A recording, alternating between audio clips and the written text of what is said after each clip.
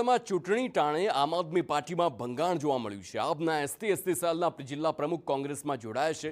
ધીરુ ગોહિલે આમ આદમી પાર્ટી સાથે છેડો ફાડી કોંગ્રેસનો હાથ પકડ્યો છે। સમર્થકો સાથે ધીરુ ગોહિલ કોંગ્રેસનો ખેસ ધારણ કર્યો। આમ આદમી પાર્ટીના પાયાના કાર્યકરોની અવગણના થતી હોય તેવો આરોપ છે। તો આપ ભાજપની બી ટીમ હોવાના આક્ષેપ સાથે છોડી છે પાર્ટી। હું એક સંગઠનનો માણસ હતો એટલે નજીકથી આ લોકોને મેં ઓળખ્યા ત્યારે મને ખબર પડી કે આ તો ભાજપની બી ટીમ છે। આ અત્યારના સિચ્યુએશન પ્રમાણે જે સ્થાનિક સ્વરાજ્યની ચૂંટણી ચાલે છે ત્યારે પૈસાનો તોડ કરી અને આ લોકોએ ટિકિટ દીધી। જે પાયાના કાર્યકર્તા હતા એને સાઇડલાઇન કર્યા છે।